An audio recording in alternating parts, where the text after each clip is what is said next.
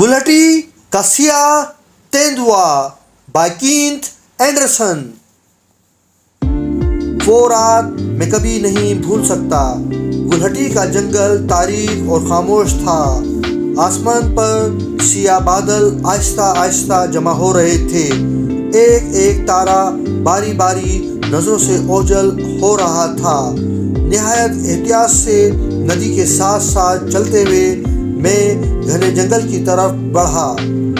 دونوں موڑ خیریت سے طے کرنے کے بعد جب میں تیسرے موڑ پر پہنچا تو چند لمحوں کے لیے میں نے کان لگا کر سننے کی کوشش کی، مگر کوئی آواز نہ آئی۔ میں نے اندازہ لگایا کہ تقریباً 200 گز کا فاصلہ طے ہو چکا۔ اب میں ایک ایک انچ طے کرتے ہوئے آگے بڑھا۔ کبھی کبھار لمبی گھاس میں لیٹ اور زمین سے کان لگا کر مختلف آوازیں سننے کی کوشش بھی کرتا رہا۔ مجھے یقین تھا کہ تیندوا اگر لاش کھانے میں مشغول ہوا تو آواز ضرور سنائی دے گی۔ میں اب جنگل کے اس حصے میں سے گزر رہا تھا جہاں قدم قدم پر رکاوٹیں موجود تھیں۔ گھاس میں کسی سانپ یا زہریلے جانور کے مجھے ڈس لینے کا خدشہ بھی پریشان کر رہا تھا۔ دفعتاً میرے کانوں میں وہی مانوس آواز آئی جس کا میں دیر سے منتظر تھا، گوشت بھنبوڑنے اور ہڈیاں چبانے کی آواز۔ اب میرے اعصاب پوری طرح بیدار ہو گئے۔ چند سیکنڈ تک میں اپنی جگہ بے حس و حرکت کھڑا یہ آواز سنتا رہا۔ اندھیرے میں میری آنکھیں تھوڑے فاصلے تک بخوبی دیکھنے کی عادی ہو گئی تھیں، لیکن عجیب بات تھی، مجھے قطعی پتہ نہ تھا کہ آواز کس سمت سے آ رہی ہے۔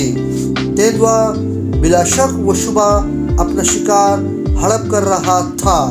میں جس جانب آہستہ آہستہ کھسک رہا تھا یہ آواز اس جانب سے نہیں آئی، بلکہ میں نے محسوس کیا کہ یا تو میرے عقب میں یا پھر دائیں ہاتھ سے آ رہی ہے۔ ایک لمحے کے لیے میرا ذہن معاف ہو گیا۔ سانس روک کر میں گھاس پر لیٹ گیا اور کان اس آواز کی طرف لگا دیے۔ اب صاف معلوم ہوتا تھا کہ آواز بائیں جانب سے آ رہی ہے اور تیندوا 50-60 گز سے زیادہ فاصلے پر موجود نہیں۔ میں پھر اسی رخ ایک ایک انچ سرکنے لگا۔ میں نے سوچا کہ اگر تیندوا اپنے شکار کو گھنی جھاڑیوں میں گھسیٹ لے گیا تو اس پر صحیح نشانہ لے کر گولی چلانا بہت مشکل ہے۔ خدا کرے وہ ان جھاڑیوں کے باہر ہی ہو۔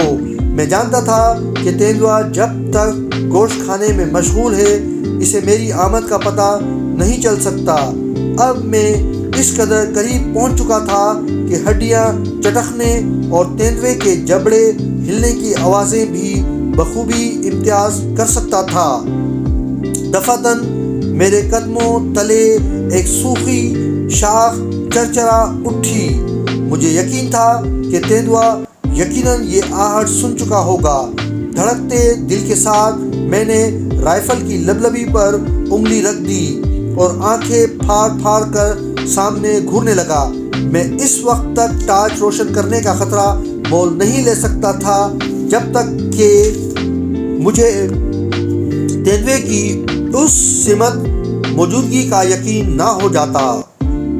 بصورت دیگر آدم خور کو کیفر کردار تک پہنچانے کا ایک سنہری موقع ضائع ہو جاتا۔ کئی گھنٹے گزر گئے جو صدیوں پر بھاری تھے۔ ایک بھیانک اور تکلیف دہ سناٹا میرے ارد گرد طاری تھا، تاہم میں نے حواس برقرار رکھے اور سوچنے لگا کہ اب کیا کرنا چاہیے۔ کیا تیندوا خطرے کی بو پا کر کسی طرف بھاگ گیا ہے یا وہیں موجود ہے؟ یہ بھی ممکن تھا کہ وہ مجھے دیکھ چکا ہو اور موقع پا کر حملہ کرنے کا ارادہ رکھتا ہو۔ اب میرا آگے بڑھنا خطرناک تھا۔ میں نے سوچا کہ مجھے یہیں ٹھہر کر تیندوے کی آئندہ حرکت کا انتظار کرنا چاہیے۔ اسی فیصلے نے میری جان بچا دی۔ چند منٹ بعد ایک ہلکی سی سرسراتی آواز میرے کانوں میں آئی۔ چند سیکنڈ بعد یہ آواز تھم گئی۔ میرے رونگٹے کھڑے ہونے لگے اور دہشت کی ایک نئی لہر جسم میں دوڑتی محسوس ہوئی۔ یقیناً میرے سامنے پھیلی لمبی گھاس میں کوئی زیرو حرکت کر رہا تھا۔ یہ کیا شے ہے؟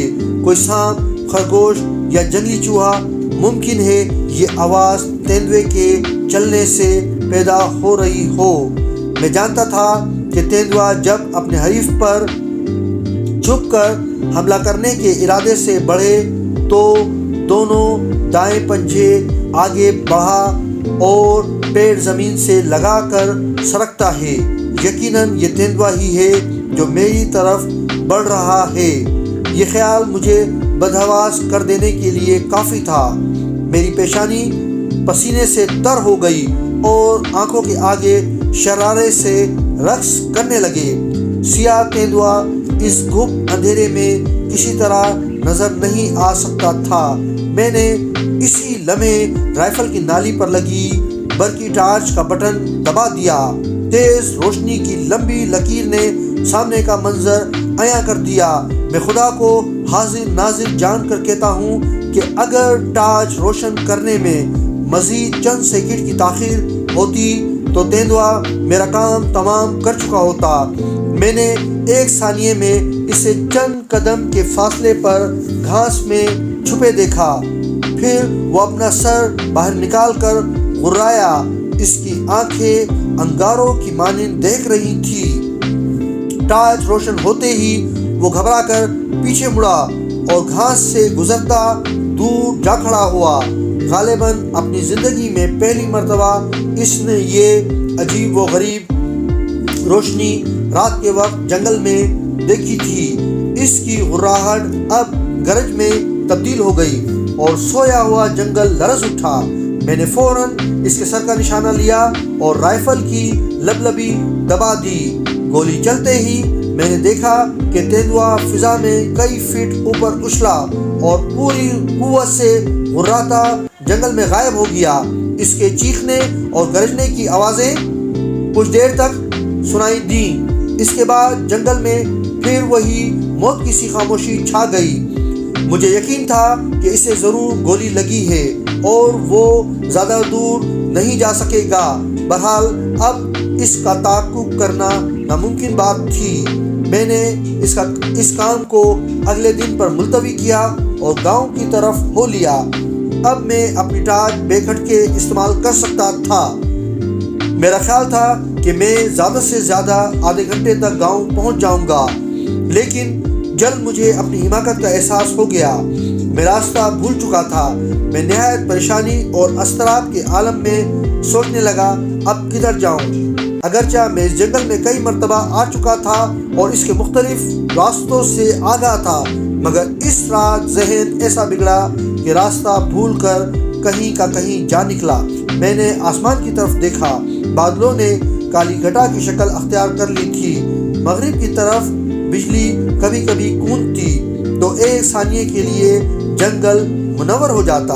اس کے بعد پھر وہی اندھیرا۔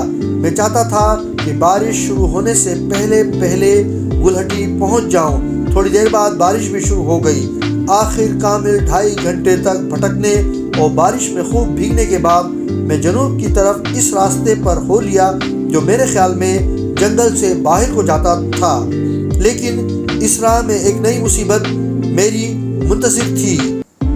ابھی میں بمشکل نصف فرلانگ چلا تھا کہ 2 ریچھ غالباً نر اور مادہ میرے دائیں ہاتھ پر موجود ایک اندھیری پہاڑی غار سے چیختے چلاتے برآمد ہوئے۔ میں لپک کر ایک درخت کی آڑ میں کھڑا ہوا اور رائفل ان کی طرف تان دی، لیکن انہوں نے مجھے نہیں دیکھا بلکہ میرے قریب سے گزر گئے۔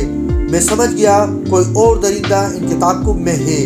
مجبوراً وہاں سے واپس ہوا اور سر پہ پاؤں رکھ کر بھاگا، کیونکہ تھکن کے باعث مجھ میں اب کسی درندے کا مقابلہ کرنے کی ہمت نہیں تھی۔ خدا کی قدرت دیکھیے، اسی راستے میں ایک پگڈنڈی کے قریب مجھے وہ راستہ مل گیا جو گلہٹی کو جاتا تھا۔ اس وقت تک بارش تھم چکی تھی۔ دیکھتے ہی دیکھتے بادل بھی چھٹ گئے اور چاند تاروں کا لشکر دوبارہ آسمان پر جگمگانے لگا۔ ابھی میں اس راستے پر کچھ ہی دور گیا ہوں گا کہ کسی جانور کے تیز تیز سانسوں کی آواز ہوا کے دوش پر میری سماعت سے ٹکرائی۔ میرے ذہن میں پہلا خیال یہی آیا کہ آدم خور تیندوا کسی اور جنگلی جانور کہیں آس پاس ہی موجود ہے، لہٰذا میں رک کر وہ آواز غور سے سننے لگا۔ تھوڑی دیر بعد آواز قدر واضح انداز میں دوبارہ سنائی دی تو مجھے حیرت کا شدید جھٹکا لگا، کیونکہ یہ آواز کسی تیندوے یا شیر وغیرہ کی ہرگز نہ تھی۔ شکاری ہونے کے ناطے مجھے شروع سے ہی کتے پالنے کا بے حد شوق رہا ہے۔ اس وقت جو آواز میری سماعت سے ٹکرا رہی تھی وہ کسی کتے کے ہانپنے کی تھی۔ میں حیران یہ سوچتا رہ گیا، رات کے اس پہر طوفان باد بارہ کے بعد جنگل میں کتے کا کیا کام؟ یوں تو ان جنگلوں میں جنگلی کتے اور بھیڑیے بکثرت پائے جاتے تھے، مگر جو آواز میں اس وقت سن رہا تھا وہ کسی جنگلی کتے کی ہرگز نہ تھی، بلکہ کسی کا پالتو کتا محتاط انداز میں میری جانب پیش قدمی کر رہا تھا۔ میں نے ایک لمحے کے اندر اندازہ لگا لیا کہ کتا کس طرف سے آ رہا ہے اور آنے واحد میں ایک قریبی درخت پر جا چڑھا۔ میں اس قدر تھکا ہوا تھا، کسی بھی غیر یقینی صورتحال سے دوچار ہونے کا خطرہ مول نہیں لے سکتا تھا۔